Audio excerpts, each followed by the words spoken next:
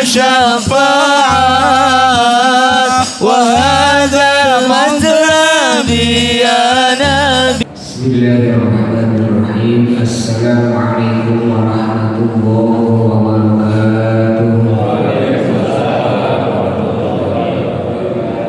Innal hamdalillah wassalatu wassalamu ala Rasulillah sayyidina Muhammad ibn Abdillah wa ala alihi washabbihi wa mawala. Asyhadu an la ilaha illallah wahdahu la syarika lah wa asyhadu anna Muhammadan abduhu wa rasuluhu la nabiyya ba'dah. Allahumma shalli wa sallim ala sayyidina Muhammad ibn Abdillah wa ala alihi wa sahbihi wa man tabi'ahu ila yaumil qiyamah. La ilaha illallah la mawjuda illallah, la ilaha illallah la ma'buda illallah, la ilaha illallah la matluba illallah, la ilaha illallah la maqsuda illallah.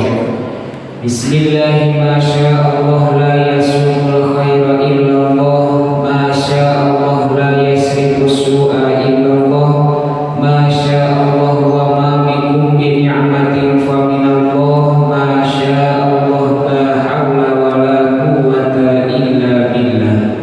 Amma ba'd. Fa ya ayyuhal hadirun ittaqullaha haqqa tuqatih wa la tamutunna illa wa antum muslimun. A'udzu billahi minasy syaithanir rajim. Bismillahirrahmanirrahim. Wa dzakir fa inna dzikra tanfa'ul mu'minin. Al-ayat sadaqallahul azim wa ma'na wallahu a'lam bi muradih. Puja dan puji syukur marilah kita panjatkan kehadirat Allah Subhanahu wa taala yang Maha Ghafur, yang telah memberikan kenikmatan kepada kita semua, terutama kenikmatan iman Islam dan juga kenikmatan sehat wal afiat.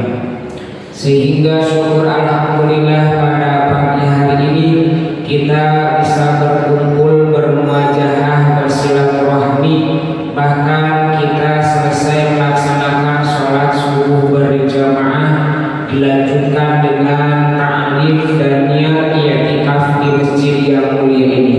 Mudah-mudahan perkumpulan kita, silaturahminya kita di tempat yang mulia ini, Allah Subhanahu wa taala memberikan ampunan kepada kita semua. Amin ya Allah ya rabbal alamin.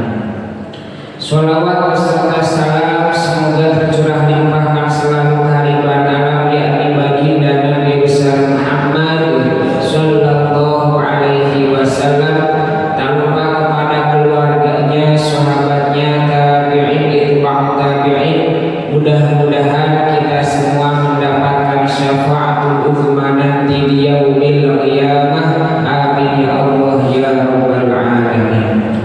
Yang saya hormati dan semoga Allah muliakan para alim ulama, para asatiz, para dewan guru, wabil khusus DKM Masjid Jami An-Nur beserta jajaran pengurus.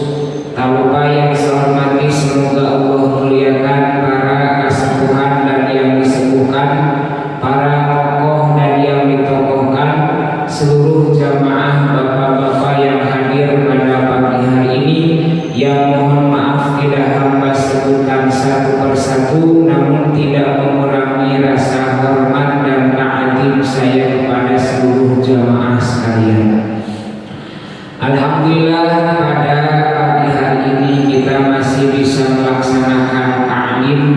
Tentunya mohon maaf guru kita tidak bisa hadir, pimpinan umum Pondok Pesantren Yatim Piatu dan Du'afa Al-Mutakin, karena beliau ada acara ziarah ke Banten bersama ibu-ibu majelis ta'lim, sehingga beliau menitipkan kepada saya untuk bisa silaturahmi ta'lim bersama di Masjid An-Nur ini. Infonya dadakan ya, tadi sebelum sholat subuh sekitar 3:30 beliau memberitahu bahwa saat ini adalah bagian ta'lim di An-Nur ya.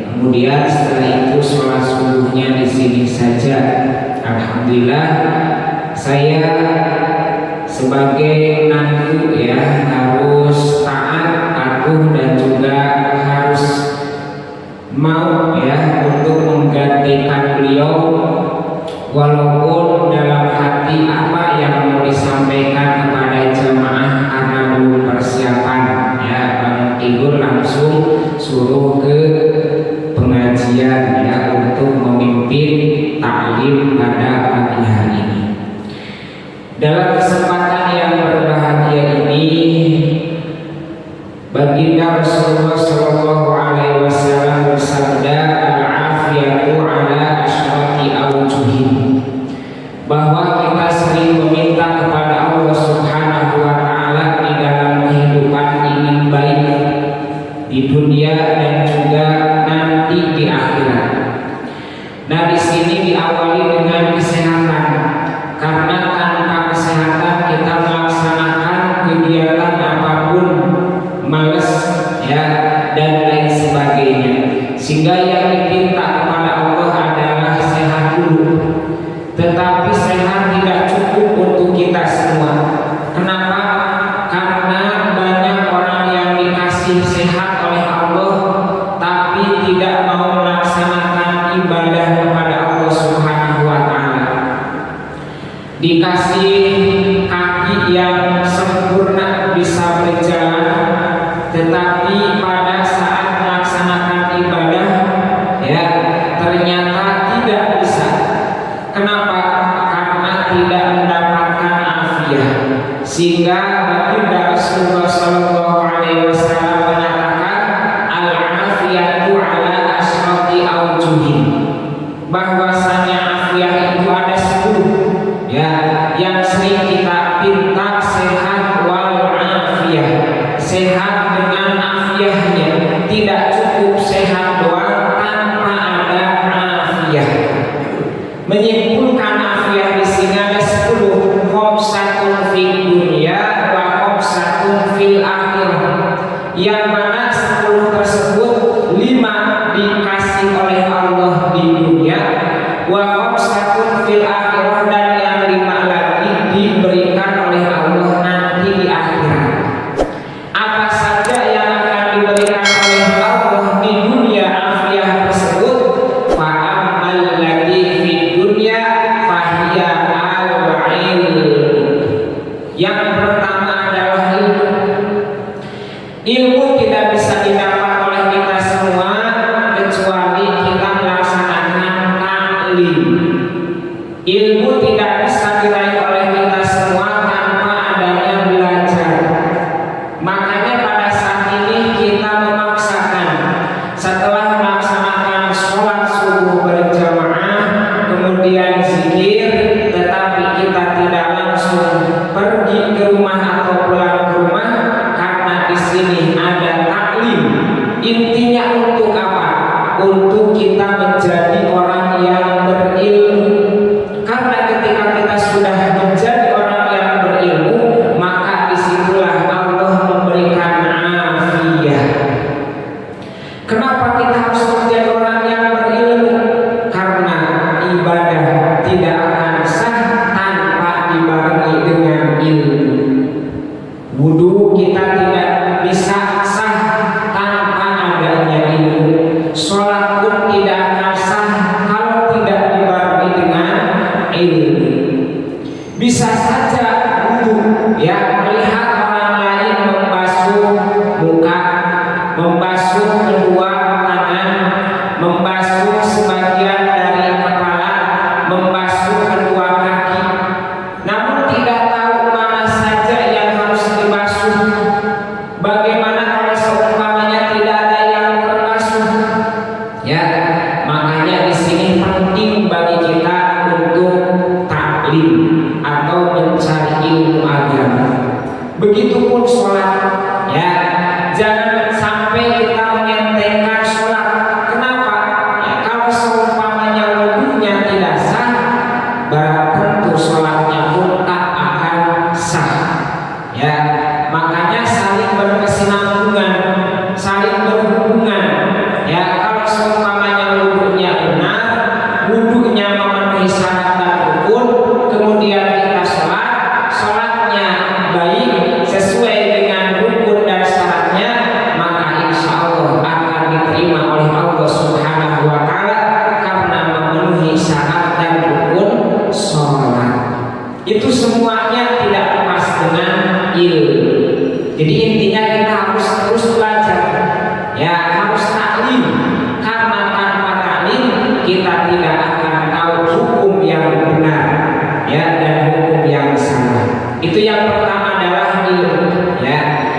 Kemudian wal ibadah, yang kedua yang termasuk afiah yang diberikan di dunia adalah ibadah. Ibadah banyak bentuknya, ya.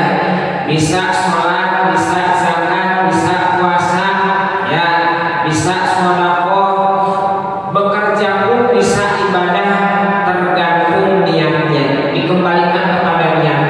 Ketika kita melaksanakan kerja dari pagi sampai sore, niat semata-mata untuk melaksanakan ibadah, menafkahi keluarga, maka jadi ibadah, ya. Nah, di sini di antaranya yang termasuk ibadah paling identik kepada sholat, ya.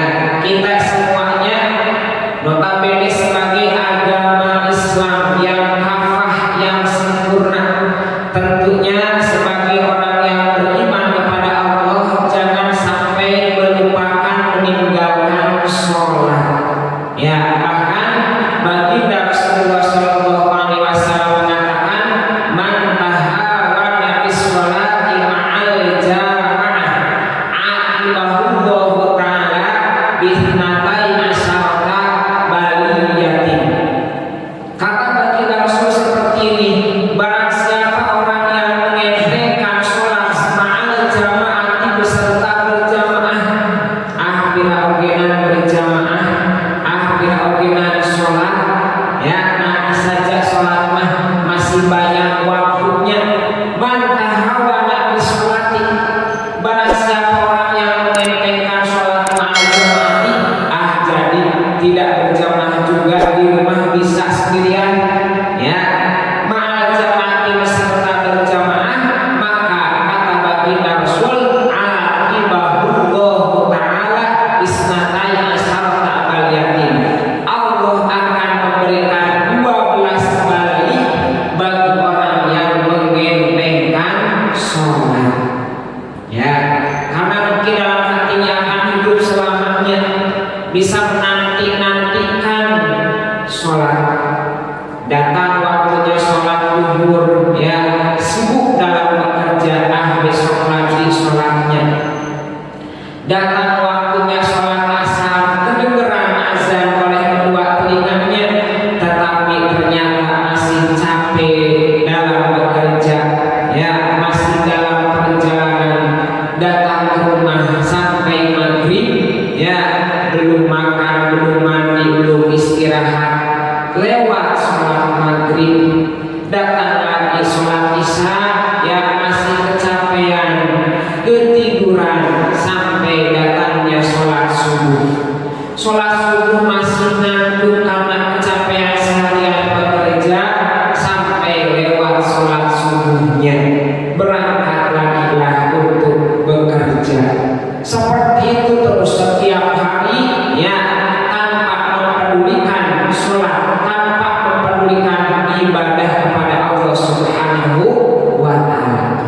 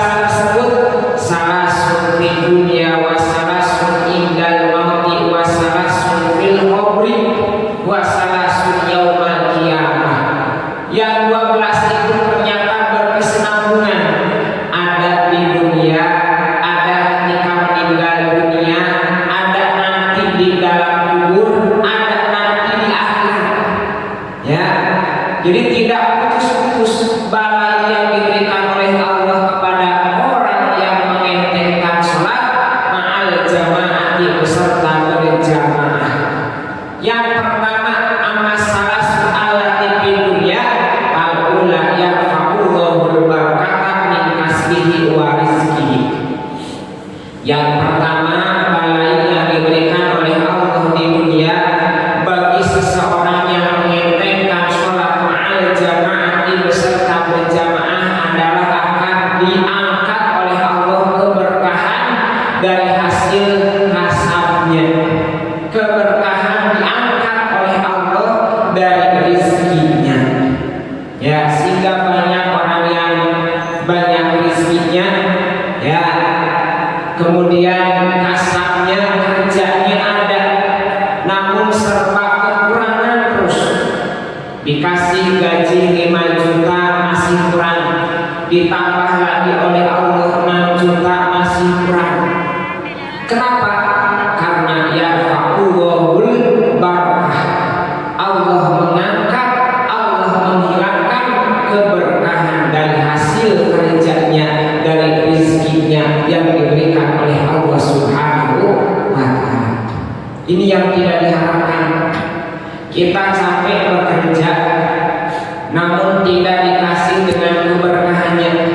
Yang namanya berkah adalah ziyadatun fil khair, tambah-tambahnya kebaikan, semakin tambah rezeki, ya, semakin dekat dengan Allah, semakin tambah umur, semakin mendekatkan diri kepada Allah Subhanahu wa ta'ala.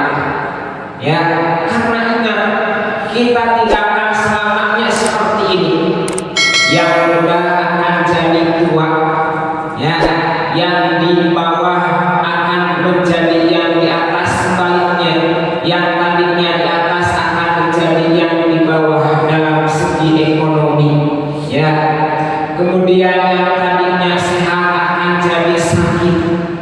Terus, ya, kita pikirkan bagaimana kalau seandainya nanti kita sakit, apakah kita akan tetap seperti ini? Ya, padahal ketika kita sakit mengingatkan kita kepada meninggal dunia. Ya Allah, bagaimana saya kalau meninggal dunia saat ini, padahal dosa-dosa saya masih banyak kewajiban yang ditinggalkan, bahkan larangan Allah yang dikerjakan. Bagaimana nasib saya nanti di alam kubur, ya, ketika semuanya meninggalkan, harta yang dicari tidak dibawa, pangkat yang diakulkan tidak dibawa, rumah yang dibangun tidak dibawa, istri yang selalu setia menemani tidak dibawa. Siapa nanti yang akan menolong kita di alam kubur? Ya, belum juga nanti di akhirat, di padang mahsyar, ya, dan lain sebagainya. Mau apa nanti kehidupan kita setelah meninggal dunia? Nah, disitulah, ya, mulai terasa, ya, ya Allah, mudah-mudahan sakit ini menjadikan kifarat atas segala dosa-dosa kami.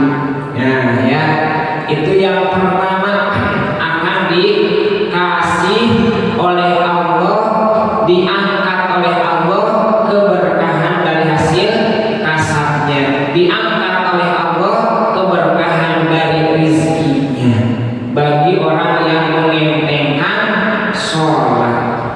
Kemudian yang kedua, wasaniyatu yanzi'u minhu nurus sholihin, akan dihilangkan darinya nurus sholihin, cahaya orang-orang yang soleh. Biasanya orang-orang yang soleh itu bercahaya, ya, dari segi wajahnya, dari segi mukanya. Kenapa? Karena sering berwudu. Ketika datang waktunya sholat, pergi ke WC, ya, untuk apa? Untuk berwudu, mengambil air wudu.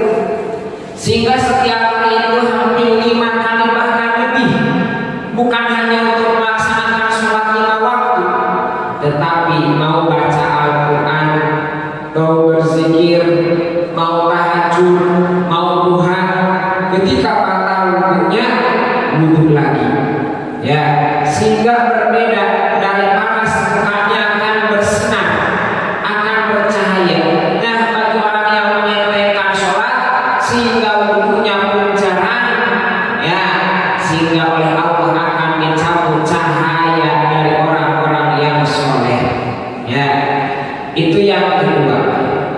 Kemudian yang ketiga, wasalisatu yakunu ma'rudun fi qulubil mu'minin. Yang ketiga, orang tersebut ma'rudun akan dibenci fi qulubil mu'minina, dari hati orang-orang yang beriman. Orang Islam identiknya dengan sholat, tapi kalau nggak pernah sholat, nah dilihat, ternyata belum pernah sholat, ya ternyata ke masjidnya ketika sudah meninggal dunia, ya dalam hatinya benci. Kenapa? Orang Islam itu sendiri punya kewajiban sendiri, tetapi tidak pernah melaksanakannya. Padahal ingat, kenikmatan semuanya dari Allah, semuanya titipan dari Allah. Tapi kenapa pas datang waktunya sholat enggan untuk melaksanakan sholat? Terjadilah di situ benci, ya di hati orang-orang yang beriman, karena tidak mau melaksanakan kewajiban kepada Allah Subhanahu wa Ta'ala. Itu yang di dunia, ya yang diberikan. Yang pertama adalah diangkat keberkahan dari hasil kasarnya, dari rezekinya. Kemudian yang kedua, dicabut cahaya orang-orang yang soleh. Kemudian yang ketiga, yaitu dibenci di dalam hatinya orang-orang yang beriman. Kemudian wasalasun indal maut. Yang kedua, tiga perkara yang diberikan kepada orang yang suka mengentengkan sholat ma'al jamaah, beserta berjamaah. Wasalasun ya indal mauti, yaitu tiga perkara yang akan diberikan ketika meninggal dunia. Yang pertama apa? Al-awwal yaqbidu ruhahu as-sanu walau su'u ma'ul anha. Yang pertama adalah ketika dicabut nyawanya oleh Allah melalui malaikat Israel, orang tersebut akan diberikan kehausan. Haus, ya, ketika sakaratul maut itu haus sekali. Walau suruh ma'il anhari, walaupun dikasih minum, ya, sebanyak air walungan. Nah, air sungai dikasih kepadanya tetap masih haus. Kalau diibaratkan, ya, kalau diibaratkan orang yang sedang sakaratul maut, yang sedang kehausan, walaupun dikasih air sebanyak air sungai tetap masih dalam kehausan. Itu bagi balai orang yang mengentengkan sholat. Kemudian yang kedua, wasaniyatu yastadu alaihi nazruhahu, akan diberikan kebaikan, ya, di dalam mencabut ruhnya sekaligus. Bagi orang yang mengentengkan sholat, biasanya ketika sakaratul maut itu sangat pedih, ya, sekaligus mencabut nyawanya sehingga merenggangkan napas, ya, dari dalam badannya, diambil ruhnya, ya, kemudian matanya ada yang melotot. Kenapa? Karena saking sakitnya dicabut nyawa oleh Allah Subhanahu wa Ta'ala. Itu yang kedua. Kemudian yang ketiga, ini sangat ditakutkan oleh semua orang-orang yang beriman. Ya, ketika orang tersebut mengentengkan sholat ma'al jamaah, beserta berjamaah. Apa yang ketiga? Wasalisatu yakhafu alaihi min zawalil iman, na'udzu billahi ta'ala. Yang ketiga yaitu bagi orang yang selalu mengentengkan sholat, ya, akan hilang keimanan di dalam dirinya. Berarti meninggal dunia tanpa membawa iman dan Islam. Kalau meninggal dunia tanpa membawa iman, maka matinya dalam keadaan kufur kepada Allah Subhanahu wa Ta'ala. Nauzubillah, ya, orang yang tidak membawa iman ketika meninggal dunia, maka an-naru aula bihi, neraka tempat kembalinya. Nauzubillah, ya, kita hidup di dunia hanya sebentar, ya kita hidup di dunia sementara. Jangan sampai kita meninggalkan kewajiban kita kepada Allah. Jadi begini, Allah itu membuat ya surga dan juga neraka. Tapi ya banyak orang yang enggan untuk masuk surga. Harus dipaksa oleh Allah. Dipaksa oleh apa? Oleh tali kewajiban. Ya, di surga sudah ada. Kamu tinggal masuk aja ke surga. Ya, saya nggak mau masuk surga. Kamu harus masuk surga. Dipaksa oleh Allah. Oleh apa? Oleh tali-tali kewajiban. Sholat, ya yang 5 waktu itu tali kewajiban.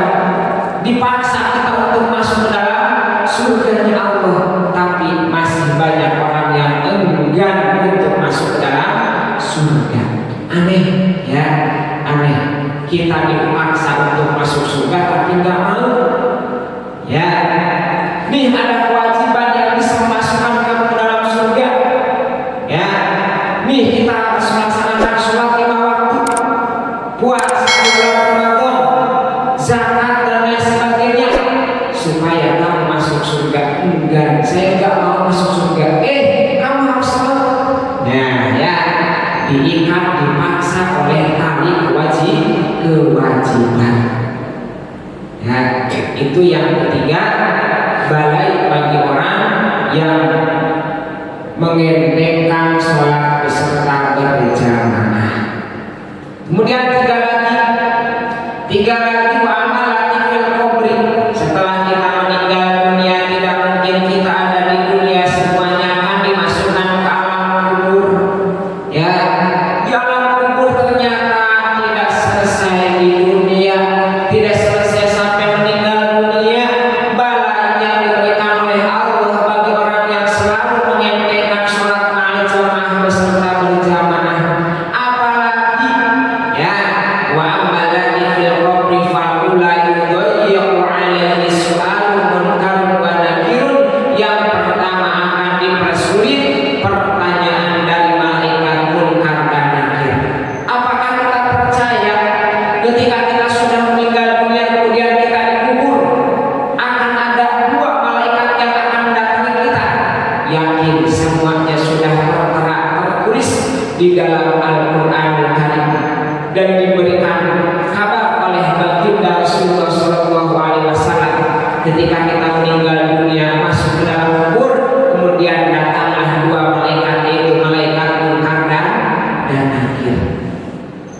Nah, malaikat munkar dan nakir bukan hanya menengok melihat kita di alam kubur, tetapi akan memberikan pertanyaan demi pertanyaan. Ya, bagi orang yang selalu mengentengkan sholat, maka akan dipersulit untuk menjawab apa yang dilontarkan pertanyaan demi pertanyaan dari malaikat munkar dan nakir. Itu yang pertama, azab ataupun balai yang Allah berikan bagi orang yang mengentengkan sholat. Kemudian yang kedua, wasaniyatun tasdaqu alaihi dhulmatul qabri. Yang kedua, balai bagi orang yang mengentengkan sholat nanti di alam kubur adalah akan diberikan kegelapan yang sangat gelap gulita ketika kita ada di alam kubur. Sudah kita bayangkan ya, ternyata bukan PLN yang bisa menerangi kita nanti di alam kubur. Ya, bukan bohlam mistik dan lain sebagainya, tetapi amal ibadah. Bisa dengan berzikir, membaca Quran, sholat, ya, bersedekah dan lain sebagainya. Itu amalan yang nantinya akan menerangi kita di alam kubur.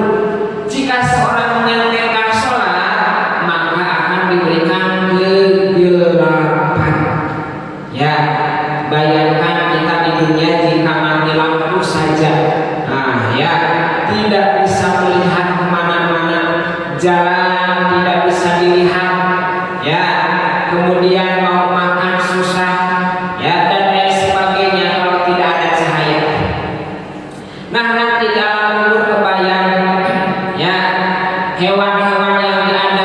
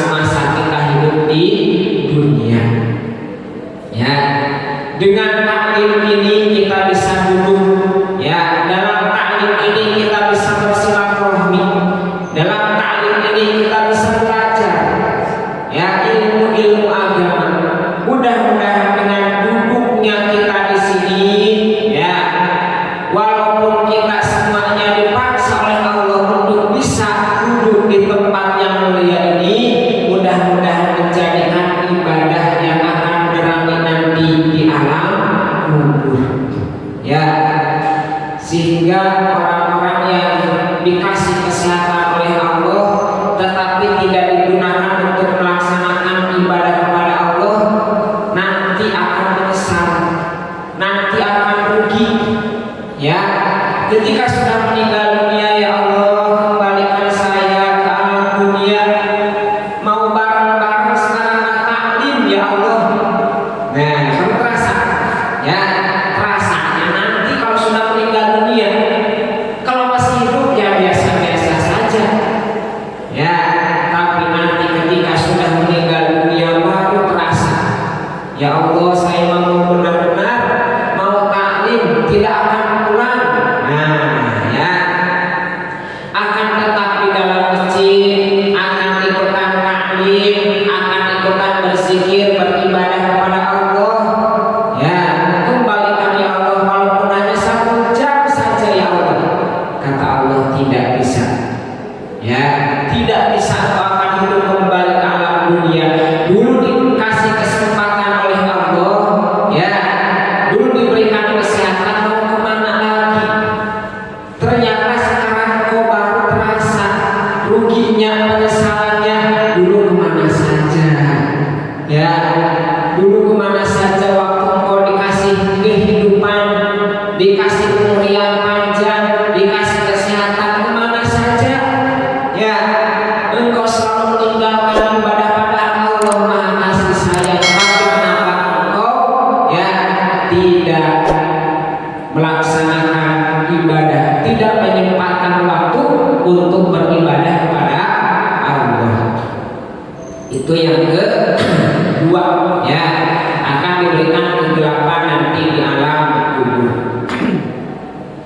Wasasa yang ketiga, balanya akan diberikan kepada orang yang mengentengkan sholat al-jamaah, yudhayyi'u qabrahu hatta tanzimu adla'ahu. Yang ketiga, ternyata bukan hanya kegelapan saja ya yang dikasih oleh Allah nanti di alam kubur. Kita tidak terdiam saja seperti orang yang tidur nyenyak ya. Di alam kubur masih ada azab dan nikmat. Bagi orang yang suka melaksanakan ibadah akan diberikan nikmat, tapi bagi orang yang sukar ya, yang enggan melaksanakan ibadah, maka yang akan diberikan bukan nikmat tapi azab atau balai. Balai apa lagi yang akan diberikan? Ya, bagi orang yang mengentengkan sholat, yudhayyi'u qabrahu, akan dipersempit ukurannya. Yang kita bayangkan ya, orang meninggal dunia kayaknya enak ya, tidur selamanya tanpa ada masalah ya, tetapi ternyata lebih parah dibandingkan kehidupan di dunia. Kita banyak masalah, di akhirat lebih. Karena apa? Mempertanggungjawabkan apa yang telah kita lakukan semasa hidup di dunia ya, banyak sekali, sehingga ya ukurannya pun semakin menyempit. Kenapa? Karena tanah tidak itu didiami oleh orang-orang yang ya, yang enggan melaksanakan ibadah kepada Allah Subhanahu wa Ta'ala. Diperintah kita oleh Allah ya, wa khalaqul jinna wal insa illa liya'budun ya. Allah menciptakan kita untuk melaksanakan ibadah, tapi kenapa banyak orang yang enggan melaksanakan ibadah ya? Tanah pun tidak itu, sehingga sempit, semakin sempit, sehingga tulang rusuknya patah ya. Sangat sekali di dunia kita ya, kalau patah tulang itu sakit, apalagi nanti di alam kubur ya. Bukan hanya patah tulang saja, pun semuanya tulangnya. Apa yang kita rasakan? Sakit ya. Setelah itu disambungkan lagi, dirembukan lagi, seperti itu ya, sehingga kehidupan di alam kubur lebih lama dibandingkan dengan di alam dunia. Terasa lama. Karena apa? Karena setiap saat disiksa oleh Allah. Nauzubillah ya, daripada kita nanti kecewa, rugi, menyesal di alam kubur, lebih baik dari sekarang kita bersiap-siap untuk bekal nanti di akhirat. Jangan sampai kita menyesal ya, di dunia kita sudah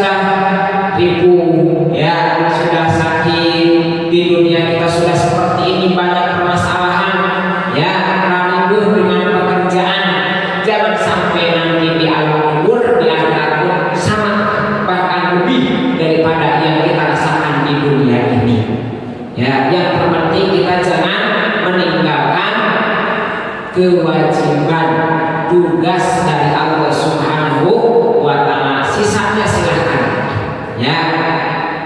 Allah hanya minta 5 waktu ya, sholat zuhur, sholat asar, maghrib, isya dan subuh, dan semuanya tidak menghabiskan waktu ya. Terkadang 15 menit, terkadang paling lama 20 menit kita melaksanakan sholat ya. Sisanya kemana? Silahkan ya, cari nafkah, cari uang, cari harta, cari kedudukan, silahkan, tapi jangan sampai meninggalkan kewajiban kita yang 5 waktu. Tapi karena terlalu banyak, terlalu sibuk ya, terkadang 5 waktu pun tidak sempurna ya. Terkadang hanya maghrib saja dan isya ya, yang lainnya tidak sama sekali. Nauzubillah ya, takut diangkat keberkahannya walaupun terus tambah rezeki, tetapi oleh Allah diangkat keberkahannya. Nauzubillah ya. Itu yang ketiga ya, yang ketiga nanti di alam kubur.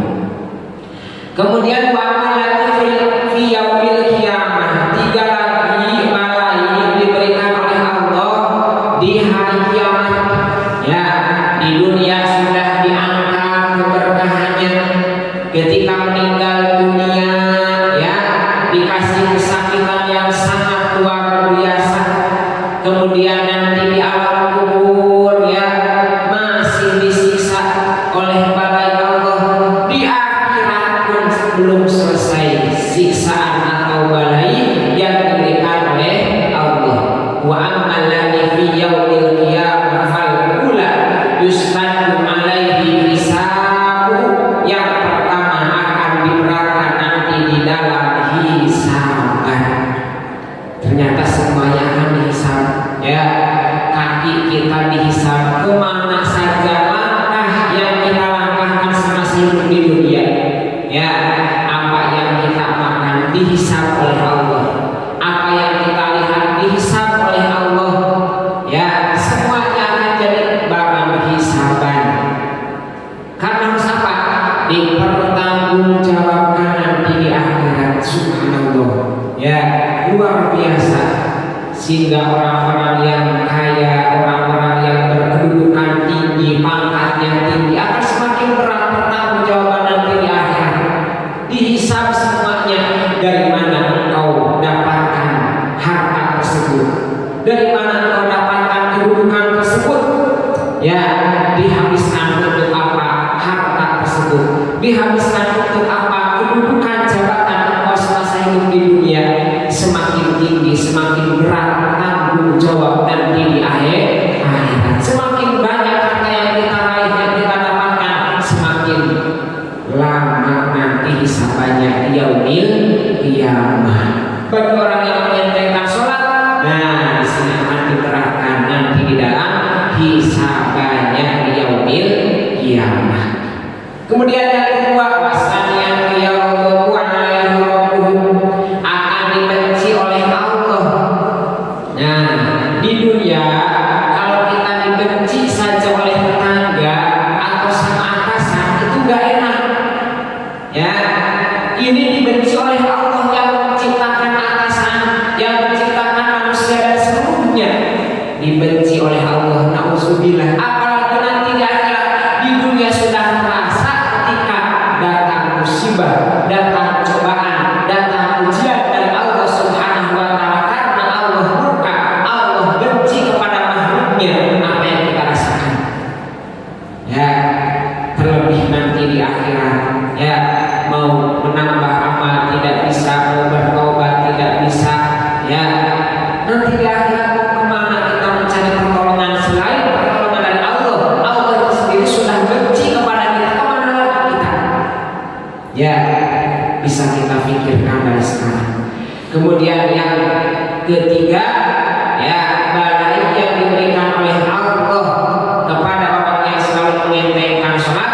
Wasalisatu yu'aqibahu bin-nar, na'udzubillahi ta'ala. Allah akan memberikan akibat, Allah akan memberikan balai ya, yang disiksa nanti di dalam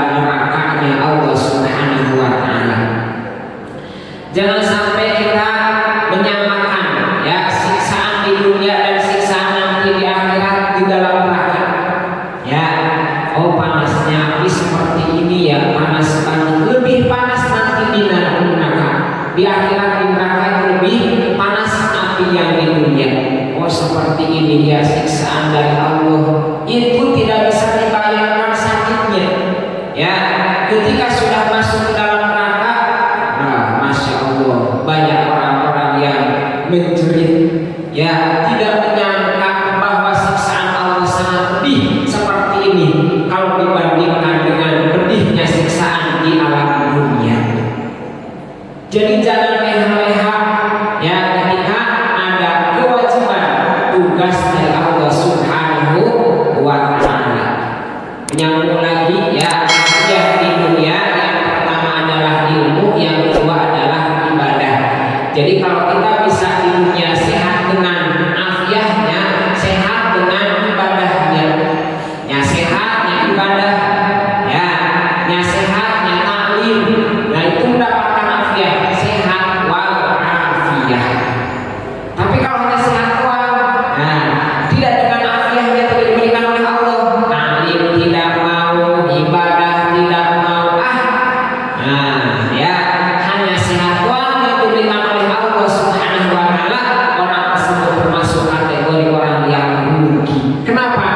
Karena dikasih kesempatan oleh Allah ya, ada waktu ya, sehat badan, tidak untuk melaksanakan taat ibadah kepada Allah. Kemudian yang ketiga adalah rizqu minal halal, rezeki yang halal. Apa itu rezeki? Fil maqaini wal malbisi, yang dipakai dan yang dimakan itu termasuk dengan rezeki. Ketika kita mendapatkan afiat dari Allah, maka Allah akan berikan rezeki yang halal, sehat dibarengi dengan rezeki yang halal. Kemudian yang ketiga wasabru ala syidati, sabar.